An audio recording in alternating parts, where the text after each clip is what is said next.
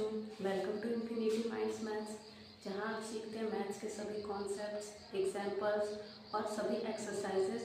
जहां पर हमने पहले तो क्लास 10 के बारे में पढ़ा था। क्लास 10 का क्वेश्चन 1, क्लास 10 का चैप्टर 1 हमने कंप्लीट कर लिया है। आज हम शुरू करेंगे क्लास 11। क्लास 11 का हम चैप्टर 1 शुरू करते हैं। जो चैप्टर 1 क्या है, समुच्चय है, सेट्स है। सेट्स के बारे में थोड़ा बहुत शायद आपने पढ़ा होगा, बट यहाँ से हम बेसिक से स्टार्ट करेंगे, तो वीडियो को पूरा देखिएगा, क्योंकि हम पढ़ेंगे समुच्चय की भूमिका, मतलब इंट्रोडक्शन, समुच्चय के बारे में, समुच्चय का यूज़, समुच्चय क्या होता है, समुच्चय की परिभाषा, उदाहरण। आज हम समुच्चय को कैसे लिखते हैं, सेट्स को कैसे लिखेंगे, कैसे उसको रिप्रेजेंट करेंगे, और इन सभी के बारे में हम डिटेल्स में पढ़ेंगे। और हम आज कुछ एग्जाम्पल्स भी देखेंगे। तो समुच्चय सबसे पहले हम स्टार्ट करके पढ़ते हैं कि समुच्चय यानी सेट्स का इंट्रोडक्शन के बारे में। अगर हम देखते हैं कि समुच्चय का हम यूज़ कहाँ कहाँ कर सकते हैं, समुच्चय का यूज़ कहाँ कहाँ होता है। समुच्चय का यूज़ सबसे पहले तो अलजेब्रा में होता है, बीजगणित में होता है, अलजेब्रा में करते हैं समुच्चय का यूज़, ठीक है। सेकेंडली हम ज्योमेट्री में करते हैं समुच्चय का यूज़।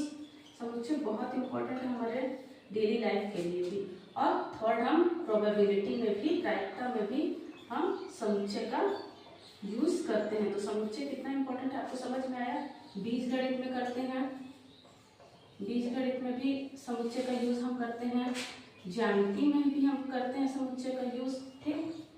और प्रायिकता, जो क्लास 12, क्लास 11, क्लास 10 का एक चैप्टर था जिसमें आपने थोड़ा बहुत प्रायिकता के बारे में पढ़ा था। प्रायिकता में भी हम सेट्स का, समुच्चय का यूज करते हैं, ठीक है। इतना समझ में आया। अब हम पढ़ते हैं कि समुच्चय का सिद्धांत। समुच्चय को स्टार्टिंग में समुच्चय को बताने वाला या समुच्चय समझाने वाला कोई एक इंसान होगा, जिसको फादर ऑफ सेट्स कहते होंगे, हाँ। क्योंकि हर एक चीज को स्टार्टिंग में स्टार्ट करने वाला कोई ना कोई होता है, ठीक है। तो जो समुच्चय, जो सेट्स को स्टार्ट किया था, जॉर्ज कैंटोर ने किया था। किसने किया था? GEORG, जॉर्ज कैंटोर ने किया था, समुच्चय बताया था। समुच्चय को पहली बार किसने बताया था? जॉर्ज कैंटोर ने बताया था। इसलिए इनको क्या कहते हैं? फादर ऑफ सेट्स, ठीक है।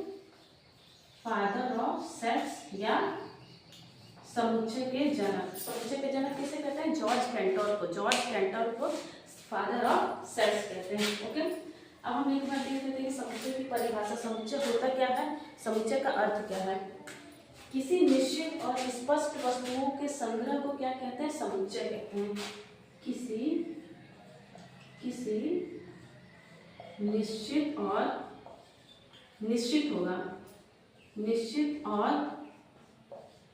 स्पष्ट, जो एकदम स्पष्ट हो, स्पष्ट वस्तुओं के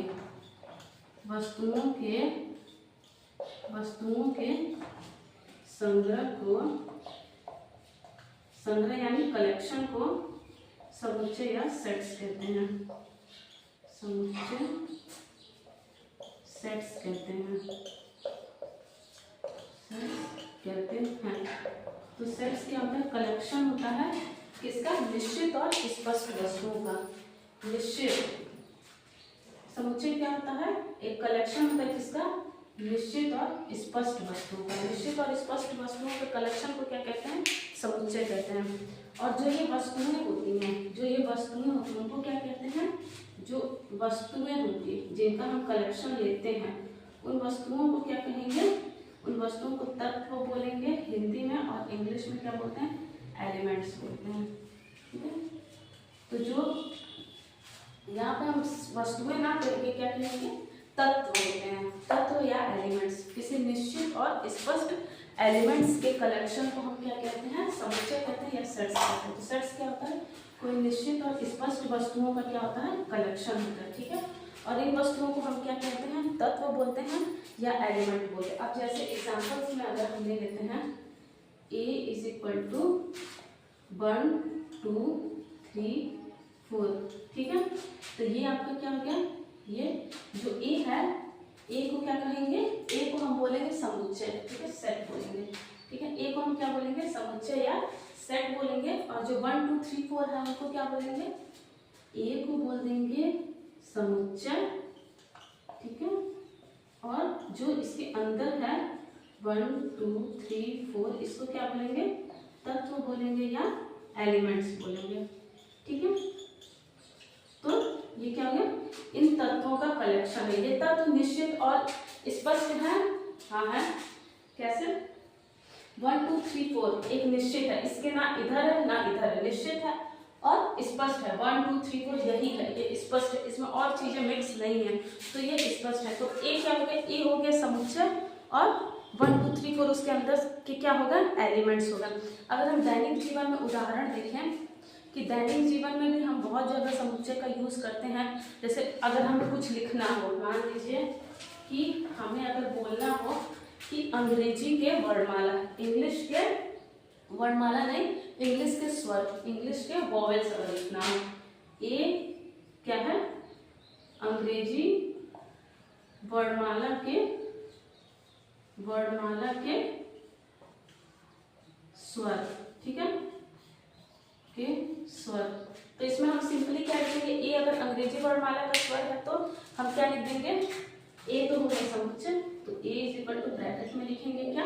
अंग्रेजी वर्णमाला के स्वर में क्या था? ए ई आई ओ you, A E I O you, ठीक है।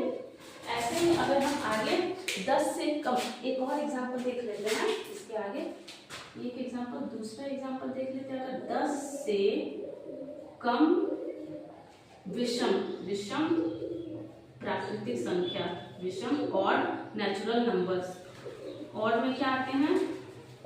प्राकृतिक संख्या का कलेक्शन, ठीक है। 10 से कम विषम प्राकृतिक संख्या के कलेक्शन अगर हम लेते हैं तो मान लीजिए कि कोई एक समुच्चय हम मान लेते हैं बी, सॉरी अगर नेचुरल नंबर है तो एन मान लेते हैं, तो एन इज इक्वल टू क्या हो गया? 10 से कम विषम प्राकृतिक संख्या, विषम मतलब ऑड, ऑड में 1 आएगा, 2 आएगा नहीं, 2 तो सम हो गया, 3 आएगा, 4 नहीं आएगा, 5 आएगा, 6 नहीं आएगा, 7 आएगा, 8 नहीं आएगा, 9 आएगा, ठीक है। यहीं तक आएगा क्योंकि 10 से कम हमें लेना है, 10 से ज्यादा हम नहीं बढ़ सकते हैं, ठीक है। अब आगे देख लेते हैं कुछ इंपॉर्टेंट सेट्स के बारे में, ठीक है। कुछ महत्वपूर्ण समुच्चय हम देख लेते हैं, कुछ इंपॉर्टेंट समुच्चय, कुछ महत्वपूर्ण समुच्चय, ठीक है। कुछ महत्वपूर्ण समुच्चय जो मैक्सिमम क्वेश्चंस अगर हम आगे एक्सरसाइज सॉल्व करेंगे तो उसमें आते हैं, ठीक है। कुछ महत्वपूर्ण समुच्चय में अगर हम देखते हैं, अगर आपको दे देगा नेचुरल नंबर, ठीक है, n इज इक्वल टू प्राकृतिक संख्याएं, ठीक है।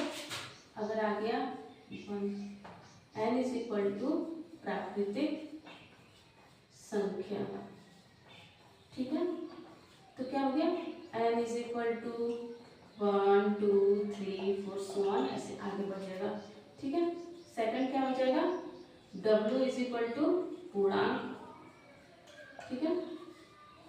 अगर पूर्णांक w इज सॉरी z से डिनोट करते हैं पूर्णांक को, z इज इक्वल टू पूर्णांक, ठीक है। तो z में क्या आ जाएगा? माइनस से लेकर -2 माइनस, इधर भी आगे भी बढ़ेगा, पीछे भी जाएगा, 0 1 2 ऐसे आगे बढ़ जाएगा, ओके। अब आगे अगर देता है कि परिमेय संख्या, q से डिनोट करते हैं, q इज इक्वल टू क्या लिखते हैं? परिमेय संख्याएं अगर देंगे तो किससे हम डिनोट करेंगे? q से, ओके। अगर r दे दिया तो अपरिमेय संख्या, रेशनल नंबर, ओके, अपरिमेय संख्याएं, ठीक है। इतना समझ में आया कुछ महत्वपूर्ण समुच्चय में। अब हम देखते हैं कि समुच्चय को हम लिखते कैसे। जैसे कि आपने देखा कि जो समुच्चय है हमेशा हम कैपिटल लेटर से लिखते हैं ना, समुच्चय जो होते हैं, जो सेट्स होते हैं, उनको किससे लिखते हैं? हम कैपिटल लेटर से लिखते हैं, ठीक है। तो समुच्चय को हम किससे लिखते हैं? ऐसे देख लेते हैं कि समुच्चय, ठीक है, समुच्चय को किससे लिखते हैं? कैपिटल लेटर से, कैपिटल लेटर्स। समुच्चय को लिखते कैसे हैं? ठीक है, समुच्चय कैसे लिखते हैं? समुच्चय को हम कैसे लिखते हैं? क्योंकि इसका भी एक रूल होता है कि कैसे लिखेंगे, ठीक है। तो जो समुच्चय होते हैं उनको कैपिटल लेटर्स में लिखते हैं, जैसे A B C D. But अगर उसके अंदर के एलिमेंट्स जो होते हैं, जो तत्व होते हैं, तत्व या एलिमेंट्स को हम किससे लिखते हैं? स्मॉल लेटर से लिखते हैं। किससे लिखते हैं? स्मॉल लेटर से लिखते हैं, ठीक है। लाइक स्मॉल ए, small B, small C, small x, small Y, ऐसे ही करके हम ऐसे लिखते हैं, ठीक है। बड़े अक्षरों से किसको लिखते हैं? समुच्चय को बड़े अक्षरों से लिखते हैं, कभी भी कैपिटल लेटर से लिखते हैं, और तत्व एलिमेंट्स को किससे लिखते हैं? स्मॉल लेटर से लिखते हैं, ठीक है। अब एक और चीज आता है इसमें, एक और चीज हम देख लेते हैं इसमें, जो कोई भी क्वेश्चन में मैक्सिमम आता है, ठीक है, सब आता है एलिमेंट, ठीक है। एलिमेंट को कैसे डिनोट करते हैं? ये चीज, ये क्या होता है, ठीक है। इसके बारे में देखते हैं। अगर मान लीजिए कि ये कोई, हम मान लेते हैं ये कोई समुच्चय, ठीक है। इसमें क्या क्या है? ए है, सी है, डी है, ई है, ठीक है। इतनी चीजें ना, ठीक है। अब अगर हमको इनके बीच में रिलेशन एक बिल्ड करना होगा तो हम क्या लिखेंगे? A, small A is element of A, मतलब जो इसमें जो स्मॉल ए है, जो स्मॉल ए है वो कैपिटल ए के अंदर का एक एलिमेंट है, ठीक है। इसका मतलब यही हुआ एलिमेंट, मतलब कि इन दोनों का संबंध ये स्थापित करता है कि जो स्मॉल ए है वो कैपिटल ए के अंदर है, इसमें स्मॉल बी नहीं है, ठीक है। तो स्मॉल बी और कैपिटल ए के बीच में अगर हमको रिलेशन बिल्डअप करना हो तो हम क्या लिखेंगे? इसी का यूज करके हम ये लिख सकते हैं कि element of A not element of A, ठीक है। मतलब स्मॉल बी जो है वो ए में नहीं है, तो small B is not element of A, ठीक है। एलिमेंट का यूज समझ में आया? एलिमेंट बहुत इंपॉर्टेंट है, हर क्वेश्चंस में आगे एलिमेंट का यूज होता है। आप लोग को वीडियो अगर अच्छी लगे तो लाइक जरूर करिएगा, और कमेंट में अगर समझ में आए तो कमेंट में यस जरूर लिखिएगा। अगर ना समझ में आए तो अपने डाउट्स को भी लिखिएगा, मैं ज़रूर सॉल्व करूँगी आपके डाउट्स। अब आगे हम क्या देखते हैं? समुच्चय लिखने के तरीके। समुच्चय को कैसे कैसे लिखा जाता है, लिखने के तरीके हम अपने चैनल पे एकदम डिटेल्स में हर एक चीज़ों को पढ़ेंगे, डिटेल्स में एक्सरसाइज करेंगे, क्वेश्चंस करेंगे, जिससे आपको किसी भी चीज़ का कोई डाउट ना रहे। मैं आपको सारे क्वेश्चंस भी कराऊंगी, आपके कॉन्सेप्ट्स भी क्लियर कराऊंगी, तो आप मेरे साथ बने रहें। तो समुच्चय को कितने मेथड से लिखते हैं? समुच्चय को हम दो मेथड से लिखते हैं। एक तो लिखते हैं रोस्टर फॉर्म, ठीक है, और एक लिखते हैं सेट बिल्डर फॉर्म, ओके। दो मेथड से लिखते हैं हम समुच्चय को, एक कैसे रोस्टर फॉर्म में लिखते हैं, एक सेट बिल्डर फॉर्म में लिखते हैं, ठीक है। एक लिखते हैं रोस्टर फॉर्म, एक सेट बिल्डर फॉर्म, याद कर लीजिएगा। समुच्चय को कितने फॉर्म में लिखते हैं? दो फॉर्म में, roster form, set builder form. Roster form, set builder form. Roster से समझ ही आ रहा है आपको, रोस्टर का मतलब क्या होता है कि किसी चीज को ऐसे एक क्रमबद्ध तरीके में लिखना, और सेट बिल्डर मतलब उस सेट को बिल्ड करके लिखना, मतलब अपने हिसाब से उसको अरेंज करके लिखना, ठीक है। तो ये दो फॉर्म में लिखते हैं, सेट बिल्डर, रोस्टर फॉर्म और सेट बिल्डर फॉर्म। सबसे पहले हम देखते हैं रोस्टर फॉर्म, ठीक है। रोस्टर फॉर्म क्या होता है? रोस्टर फॉर्म में कैसे लिखते हैं? रोस्टर फॉर्म में कैसे लिखते हैं, ओके। अगर रोस्टर फॉर्म में दे देगा, रोस्टर फॉर्म में हम कभी भी सबसे पहले इतना याद रखना कि रोस्टर फॉर्म में लिखना है तो हम किस में लिखते हैं? ये ब्रैकेट में लिखते हैं, ठीक है। मजला ब्रैकेट जिसको लिखते हैं बोलते हैं, मजला ब्रैकेट में कभी भी लिखते हैं हम रोस्टर फॉर्म में, जैसे a इज इक्वल टू 2 4 6 8, ठीक है, रोस्टर फॉर्म में, ओके। आगे अगर एक क्वेश्चन दे दे कि 42 के सभी भाजकों का समुच्चय, समुच्चय मीन्स कलेक्शन, 42 के सभी भाजक, सभी भाजक, भाजक मीन्स जो 42 को काटे, भाजक का समुच्चय, और समुच्चय मीन्स कलेक्शन, यानी 42 को काटने वाले सभी संख्याओं का कलेक्शन हमको लिखना है। अब आप सोचिए कि 42 किससे डिवाइड होगा? सबसे फर्स्ट तो आप समझ लीजिए कि 42 किससे डिवाइड होगा। सबसे फर्स्ट तो आप यही समझ लीजिए कि 1 से तो कटेगा ही, 42 1 से भी कटेगा, 2 से भी कटेगा, 3 से कटेगा, हाँ 3 से भी कटेगा, 4 से कटेगा, बिल्कुल कटेगा। 5 से तो कटेगा नहीं, 5 से तभी कटेगा जब लास्ट में या तो 0 हो या तो 5 हो, तभी 5 से कटेगा। 6 से कटेगा, 7 से कटेगा, नेक्स्ट 14 से कटेगा। आगे देखिए, आगे टेबल पढ़िए, आगे आगे डायरेक्ट जाके 21 से कटेगा और उसके बाद सीधे खुद से कटेगा, 42 से कटेगा। ठीक है, तो रोस्टर फॉर्म समझ में आया। रोस्टर फॉर्म में कलेक्शन ऐसे लिखते हैं, ठीक है, और कभी भी ब्रैकेट के अंदर लिखते हैं। ये हो गया आपका रोस्टर फॉर्म। अब जैसे अगर बोल दे कि इंग्लिश वॉवेल्स के समुच्चय, अंग्रेजी वर्णमाला का समुच्चय, ठीक है, अगर हमसे बोले कि अंग्रेजी वर्णमाला के समुच्चय को रोस्टर फॉर्म में लिखिए, अंग्रेजी वर्णमाला का समुच्चय, इसको रोस्टर फॉर्म में अगर लिखना हो तो कैसे लिखेंगे? इसके समुच्चय को रोस्टर फॉर्म में कैसे लिखेंगे? सिंपली वॉवेल्स हैं तो वॉवेल्स को किससे डिनोट करते हैं? बी से, सबसे पहले मिडिल ब्रैकेट, ठीक है। फिर अंग्रेजी वर्णमाला में क्या क्या थे? इंग्लिश वॉवेल्स क्या होते हैं? ए, ई, आई, ओ, यू। अंग्रेजी वर्णमाला के स्वरों का समुच्चय, सॉरी वर्णमाला का पूरा नहीं, वर्णमाला के स्वर का समुच्चय, ठीक है। तो समझ में आया रोस्टर फॉर्म कैसे होता है? मतलब ब्रैकेट के अंदर होता है और ऐसे हम उसको लिखते हैं, पूरा डिटेल्स में हम उसको करके लिखते हैं। अब नेक्स्ट हम देखते हैं सेट बिल्डर फॉर्म, ओके। अब नेक्स्ट हम क्या देखेंगे? Set builder form. Roster form क्या होता है? मतलब ब्रैकेट के अंदर लिखते हैं, पूरा उसको डिटेल्स करके ऐसे लिखते हैं, ओके। और सेट बिल्डर फॉर्म में हम कैसे लिखते हैं ये देख लेते हैं। तो हेडिंग डालिए सेट बिल्डर फॉर्म, ओके। बहुत इजी होता है, इसमें थोड़ा दिक्कत आता है बट ये भी समझ लेंगे तो बहुत इजी होता है। इसको किसी नियम या गुण के द्वारा लिखा जाता है। फर्स्ट पॉइंट क्या लिखेंगे? नियम या गुण के द्वारा लिखा जाता है, गुण के द्वारा लिखा जाता है। मतलब उसमें उस समुच्चय का, उस सेट का क्या गुण है उस पर बेस्ड होता है सेट बिल्डर फॉर्म। अब हम डायरेक्ट क्वेश्चंस देखते हैं। अगर तो जैसे हम लिखे थे कि V = A, E, I, O, U स्वर, अगर हम सेट बिल्डर फॉर्म में लिखेंगे तो कैसे लिखेंगे? V = X, जहां X इज एलिमेंट ऑफ का यूज इसमें हमेशा करते हैं, ठीक है।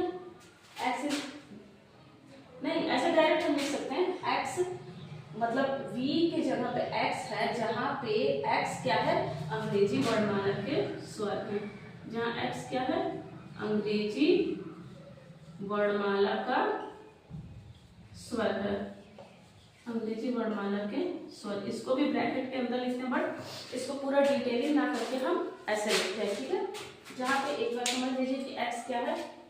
X क्या है? तत्व है या एलिमेंट है, ठीक है। और ये जो डिनोट कर रहे हैं, ये क्या है? ये है जहां की, इसको ऐसे पढ़ते हैं, ठीक है। X है जहां की या फिर ऐसा की, जहां की या फिर ऐसा की। X ऐसा है कि X क्या है? अंग्रेजी वर्णमाला के स्वर है। आगे एक दो क्वेश्चंस और देख लेते हैं हम, ठीक है। आगे एक और क्वेश्चन क्या देख लेते हैं हम कि X एक प्राकृतिक संख्या है। इसमें ऐसे भी एक क्वेश्चन आ सकता है, आता है X जहां की X एक प्राकृतिक संख्या, नेचुरल नंबर का समुच्चय है, प्राकृतिक संख्या है, ठीक है। और एक और इसमें लगा देता है बट जो X है वो क्या है? 3 से छोटा है और किससे बड़ा? 3 से बड़ा है और 10 से छोटा है, ठीक है। तो हम इस समुच्चय में क्या लेते हैं? ए क्या है? ये एक ऐसा समुच्चय है जो X है, जिसमें एलिमेंट X है बट X क्या है? X नेचुरल नंबर है लेकिन क्या है? 3 से बड़ा है और 10 से छोटा है। तो नेचुरल नंबर में 1, 2 भी आते हैं बट 1, 2 को हम ना लिखे, अगर इसको हम सॉल्व करें तो ऐसे लिख सकते हैं। 1, 2 तो लिखेंगे नहीं, 3 से बड़ा 3 भी नहीं लिखेंगे। नेचुरल नंबर में 4 लिख देंगे, 5, 6, 7, 8, 9, क्योंकि 10 भी नहीं लिखेंगे क्योंकि क्या? 10 से छोटा है X 10 से छोटा है और 3 से बड़ा है, इसलिए 4 से स्टार्ट करके हम 9 पे इसको खत्म कर लेते हैं। अब कुछ उदाहरण हम देख लेते हैं।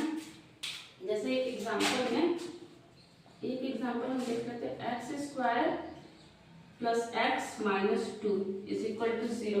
इसको अगर तोड़ा जाए तो कैसे होगा? इसको तो आप लोगों को तो ये आता है, बट कर लेते हैं एक बार। एक्स यहाँ से अगर यहाँ पे दो इसका बन के आएंगे, दो गुणनखंड बन के आएंगे, एक तो एक्स प्लस 2, एक एक्स माइनस 1। ओके, एक के दो गुणनखंड बन के आएंगे, एक्स प्लस 2 एक बन के आएगा, एक बन के आएगा एक्स माइनस 1। ठीक है, तो इसमें एक्स के कितने वैल्यू प्राप्त हुए? एक तो मिला 1 और एक मिला -2। तो सिंपली इसको कैसे लिख सकते हैं? तो a इज इक्वल टू 1 और -2। इसको हम क्या बोलते हैं? समाधान समुच्चय। ठीक है, तो इसका समाधान समुच्चय क्या हुआ? 1 और -2 हो गया। ओके, समझ में आई यहाँ तक बात? ठीक है, आगे हम देखते हैं और इसके एक दो एग्जांपल्स हम देख लेते हैं, जिसमें या तो हम रोस्टर मेथड में लिखें या तो क्वेश्चन रोस्टर में दे दे तो सेट बिल्डर में कैसे लिखें, ये समझना बहुत जरूरी है। अब ये देखते हैं कि सेट बिल्डर में दिया उसको हम रोस्टर में कैसे लिखें। ठीक है, तो क्या है? x एक धन पूर्णांक है और x स्क्वायर छोटा है 20 से। ठीक है, x एक धन पूर्णांक है, धन पूर्णांक। ये सब समझना, एग्जांपल्स बहुत जरूरी हैं ताकि हम एक्सरसाइज इजीली कर सके। और एक्स स्क्वायर छोटा है 40 से। सबसे पहले तो हम एक्स स्क्वायर मतलब पूर्णांकों को करना शुरू करते हैं। ठीक है, सबसे पहले एक बार देखते हैं। 1 का स्क्वायर कितना आएगा? 1 आएगा। 2 का स्क्वायर कितना आएगा? 2 आएगा। 3 का स्क्वायर कितना आएगा? 2 का स्क्वायर 4, 3 का स्क्वायर 9, 4 का स्क्वायर 16, 5 का स्क्वायर 25, 6 का स्क्वायर 36, 7 का स्क्वायर 49। ये देखिए 49 क्या हो गया? 40 से बड़ा हो गया, क्योंकि हमको एक्स स्क्वायर की वैल्यू 40 से छोटी लेनी है, तो हम बस 6 तक चलेंगे। ओके, हम बस 6 तक चलेंगे तो हम क्या लिखेंगे इसका आंसर? कि जो इसका हल समुच्चय होगा वो क्या होगा? 1 भी होगा, 2 भी होगा, 3 भी होगा, 4 भी होगा, 5 भी होगा, 6 होगा, बट 7 नहीं होगा। क्यों? क्योंकि 7 की वैल्यू 7 का स्क्वायर क्या हो जाएगा? 49 हो जाएगा, जो कि 40 से बड़ा हो जाएगा। हमें 40 से छोटा ही लेना है। एक और एग्जांपल लिखते हैं जिसमें हम रोस्टर फॉर्म में दिया हुआ है। ठीक है, क्वेश्चन दिया है रोस्टर फॉर्म में, हमको लिखना है इसमें सेट बिल्डर फॉर्म में। ठीक है, तो रोस्टर फॉर्म में क्या क्वेश्चन दिया हुआ है कि